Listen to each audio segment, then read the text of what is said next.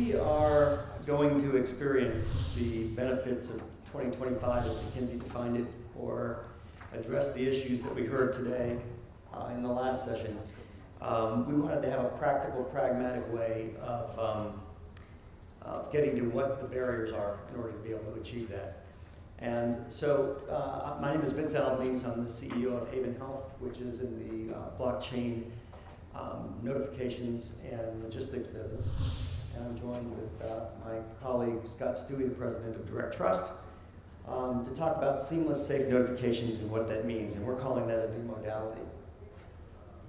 So if you ask this, what should be a relatively simple question here of how can we remind a patient that they need to take their AIDS medication? There is complexity built into that all over the place.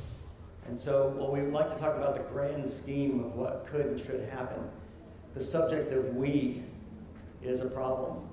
So there isn't a problem if everybody buys into the Amazon model and they all do one thing, right? But the definition of we is all of us working together around this, which is why these conferences and things are important.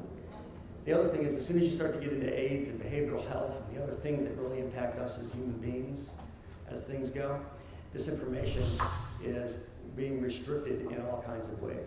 So this problem is extraordinarily difficult to tackle. So why is that? So what we have here is not a problem with underrepresentation by IT or technical staff, or it's not a problem with people volunteering or working together.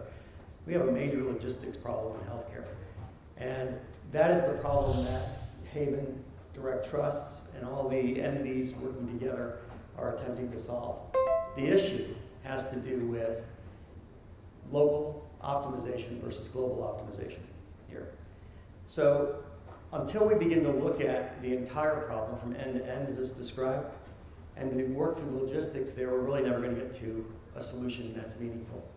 What local optimization means is that if you're a payer and you develop the world's best healthcare portal for handling prior authorizations, but the doctor has 6 of them they have to deal with, then you are locally optimizing. Right? If you're the American Medical Association working on mechanisms to reduce prior authorization, stick with that example for a second, and you come back with something that is biased toward the doctors, then you are locally optimizing. So we're working on solving this kind of a problem. What is the definition of why, if we don't do that, it's an issue? It's because you generate waste in the system. So I'm a student of Ellie Goldratt, which just indicates my age, I guess, on throughput and theory of constraints and those types of things. So fundamentally, global optimization is what we should be after in a healthcare setting, and it's our mission here. So I'm joined by Scott Stuewe, the president of DirectTrust, and we are working together.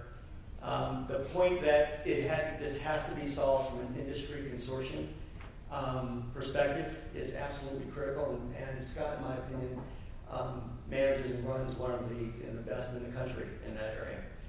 So the question that Scott asks is the kind of the dirty secret in how we operate, which is it's really the friction that comes from us not wanting to share PII that is preventing PHI from being distributed here. Competitors, political pressure, all kinds of things stop us from wanting to talk about who those patients really are. So that is the problem that we're working together on. And Scott, I'll turn it over to you for a market summary. Thanks, Vince.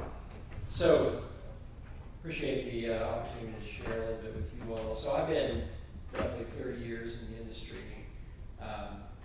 I've worked as an interoperability expert, whatever that means, for a really long time, starting in the interface realm, system-to-system communication, all the way through today where, regional and national networks are starting to play a huge role. And as we've gone through this exercise, from the very beginning of my work in the days when I installed my first master patient index system in 1999, just about the same place as where we are with regard to patient matching, which is to say, in patient matching, remember, is the problem of trying to get the artifacts of data that is produced in two different settings, getting those to match. Likewise, documents that are tagged with a bunch of demographics, getting those to associate. That's the patient matching problem. Additionally, you have this problem of what I'd call duplication, where in an individual institution, frequently up to 20% of the records are duplicates, which is to say there's more than one me in the system, and 20% of the records are in fact duplicates of others. That's actually pretty typical. In fact, in some large IDNs, that's a small number. So that's not actually a patient matching problem. I think of that as an identity problem. So these are the four big problems that we have yet to solve fundamentally. So I was involved in the Commonwealth effort when it first launched. Identity was at the center of what it is Commonwealth wanted to do, and Commonwealth hasn't really quite gotten there, and no one has yet. So the question of identity is actually still a fundamental issue. Next is consent. So consent, Vince talked a little about that. Consent's straightforward for treatment between providers as long as the data is not sensitive in any way. So if it's sensitive in any way, if it's substance abuse treatment data, if it's behavioral health data, if it's all of that data actually needs to have different things, consents in different states, which is a complex problem. If you got explicit consent on everything, then it would work in all states. But in the absence of that, the rules are very different. The fourth is what I call this tension between mass centralization on the one hand and mass synchronization. So if I'm going to centralize everything, if I've got one system, if everybody's on one platform, I only have to get that system to work together. If, on the other hand, I've got lots and lots of systems, I'm going to have to get all of those systems to synchronize. And the more of those systems there are, the harder that synchronization problem is. This tension remains in our world and is actually codified in TEFCA. So if you're a reader of TEFCA, you appreciate that TEFCA basically set up the tension very, very dynamically by saying that there will be a relatively small number of highly centralized organizations that will nonetheless synchronize between each other for the purpose of patient identification, not for the records themselves, but for the patient. So this is the challenge we have. So if we're going to get past this, the fundamental issue is to grapple with a solution that might actually start with the identity problem. So if we actually build a system that was built on the notion that identity was at the source of what it is we needed to do first, that identity could basically solve the patient matching problem. And by identity, I mean, let's get it right to start. Let's identity proof people when they show up, wherever they show up, but then also issue them a credential that can be utilized in various settings. So that's what kind of the solution might look like. And then if in the process of doing that, we actually also involve the patient in the process and could capture their consent in the process of enrolling them in such an activity, enrolling them in a payer portal, for example. If a payer portal represents an identity proofing event that could be brought up to a certain level that would be adequate for the purposes of issuing a credential, which, by the way, they do already. Okay, they issue credentials to get access to your EOB. That's PHI. So you're getting access to PHI with the credential that you get in an identity proofing. That's probably not quite up to the standard of IAL2 under NIST's expectations, but it's pretty good. So could it be tuned up? Yes, it could. And if it were, and you captured the patient's identity and their consent at the same moment, and then issued them a digital credential at that moment, you could get a lot done, and a lot would work better. So that's the fundamental thought. Now, notifications as a modality is a little different than query and push. So push is so DirectTrust is we run the DirectTrust network, which is to say we're the operators of or our members are the operators of a network that run basically 1 billion transactions a year at this point through being pushed back and forth by people who know who they're sending to because of our trust framework. That's different than query, which is, the patients are in front of me, where are their records? And it's also different from this notifications idea. Notifications is different because it involves all this interest in communications. So notifications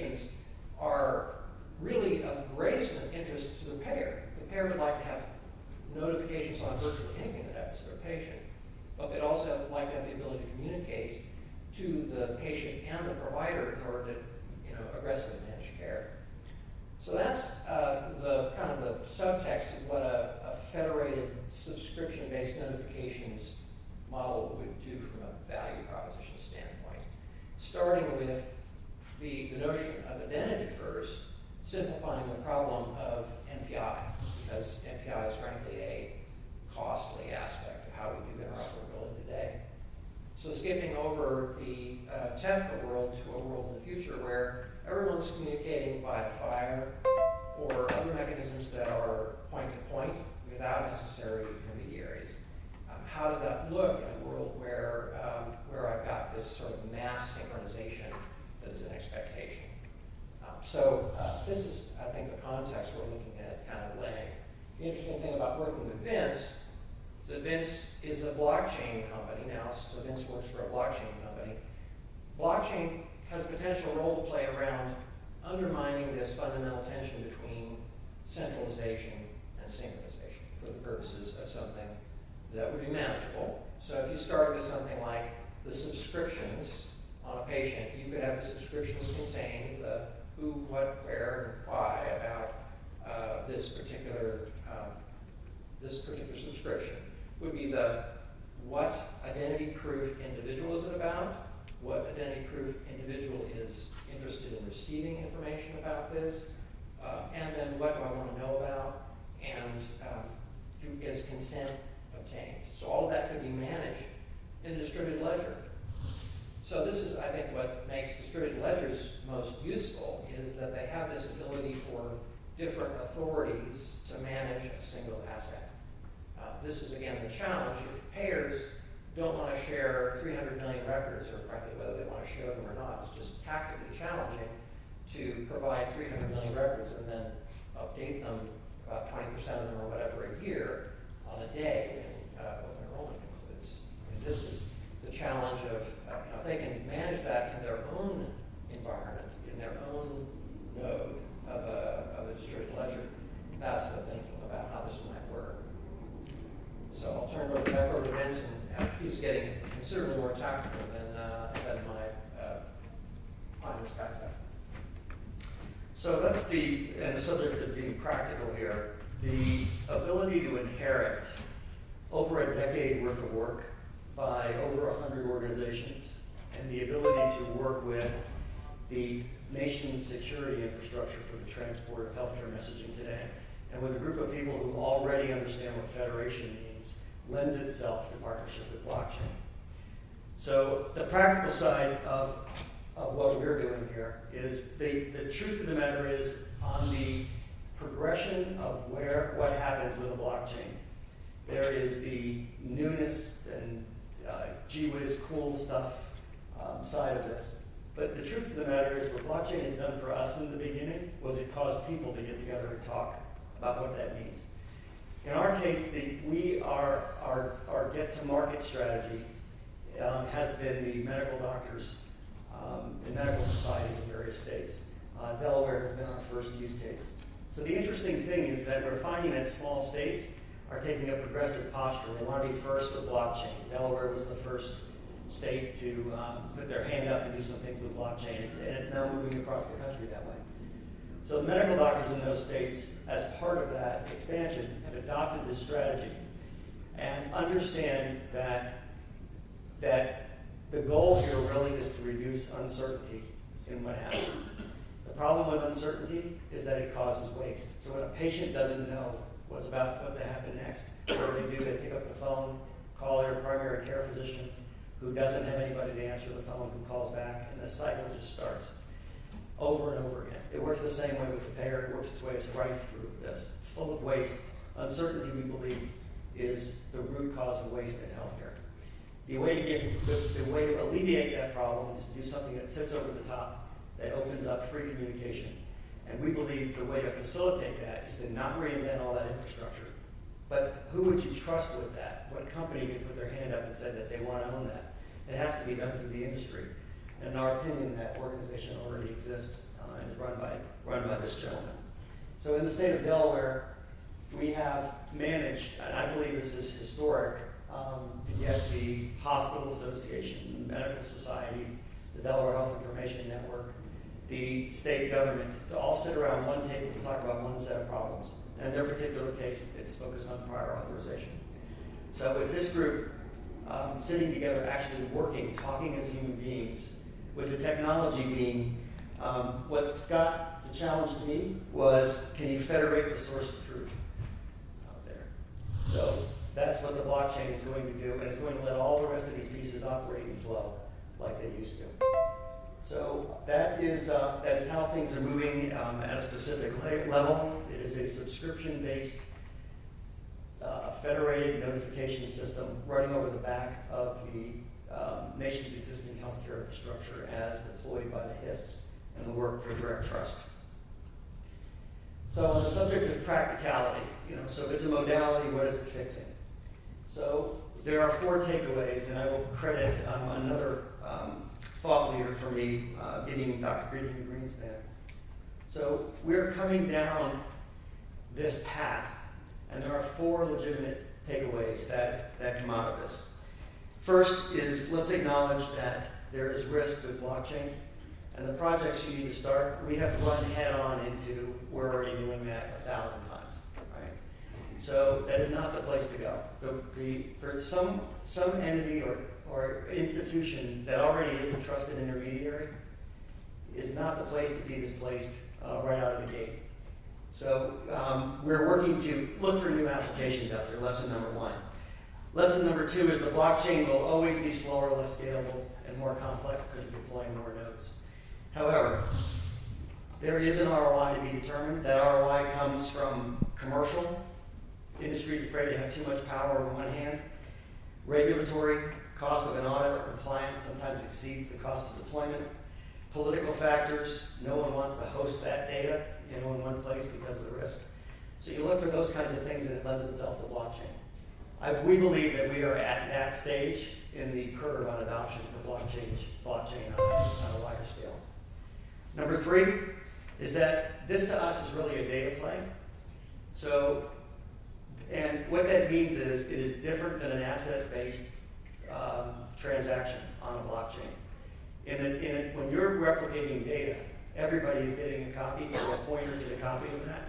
So we are not doing there's no smart contracts, certainly no cryptocurrency, none of those things play, because in this case, all we're doing is we're really making sure that we are replicating data in a reliable, safe, and immutable manner. Number 4 is that it isn't really so much about transformation and revolution. We're talking about where we're going to be in 2025. I think that's the appropriate time frame. So this is slow adoption by risk-averse institutions where the privacy of our data as patients comes together. We want to be able to answer that question we asked at the beginning, that the patient, the AIDS patient, should be able to get from any institution. So if you're Apple and you can go end-to-end, you have the problem solved, you really don't need any of this. But we believe the world is going to always have institutions that need to interoperate, that need to be able to communicate with each other. And as such, the need to federate that, we think is paramount and critical, and the blockchain plays an important role there. So I will say that when I first approached Scott with the idea of a blockchain a year ago, that this is a long-term Cerner employee, ex-Cerner employee here, and I was skeptical, even in the beginning. He's seen a lot of technology come and go. But this idea has really germinated in a way that, truthfully, getting Scott to a blockchain conference is a big deal. But it's indicative of the adoption of these kinds of technologies as a technology, not as pixie dust or something you're going to sprinkle over something to effectively work. So we're doing practical, pioneering work. We're excited to be here. And Scott, thank you for the efforts of you and your entire organization in supporting this idea of federating it. Anything you'd like to close with? Well, just by way of closing, yes. So I think the notion that the things we already have lying around. So there are lots and lots of organizations that today deploy notification systems. There are hundreds of platforms deployments. So the question of could you actually maintain those existing connections and allow for them to share a source of truth So the combination of a blockchain-based subscription database and a trust framework that enables the exchange across that model that is in existence today, which is DirectTrust, is, I think, a powerful opportunity we have. So using the existing trust framework and the existing infrastructure of the 20 to 40 odd HISPs that might participate in such an activity, basically could be the platform, the federated platform, the collaborative platform that enables this kind of nationwide notifications model, as opposed to one that would be based on a single platform, or on the idea that the platforms that are there have to actually duplicate everything in their system constantly to one another. So that's the thinking about why blockchain. That's why I'm maybe a recent convert. Thanks very much. I would like to close with this thought here, is that I'm an active volunteer with DirectTrust. We're working on national standards for trust and instant messaging and important things in a healthcare setting. Scott and I also serve on the board of the Discover Alliance, which is another 501c6 that is working to enable discovery across the healthcare ecosystem. That has some very important players participating in that also, and I would encourage you to look at both of those consortiums as individuals work to help with federation and have us work together instead of this idea of, as you can tell, solidly against local optimization. We're trying to fix U.S. healthcare. So thank you for your time. The 2019 Converge to Accelerate conference is brought to you by IEEE, the world's largest technical professional organization for the advancement of technology, Boehringer Ingelheim, passionately working to improve healthcare, NASCO, advancing digital health together, IPSI US, the Association of Independent Workers, for one, for all, Partners in Digital Health, publishers of the forward-reaching blockchain in Healthcare Today and Telehealth and Medicine Today. Special consideration to iWorker Innovations, taking the independent workforce to new heights. Connected Health Conference, designing for healthy habits and better outcomes. Haven Health Solutions, providing true blockchain transactional interoperability. Special thanks to Seaport World Trade Center for hosting us. We'll be right back after these messages. Don't go away.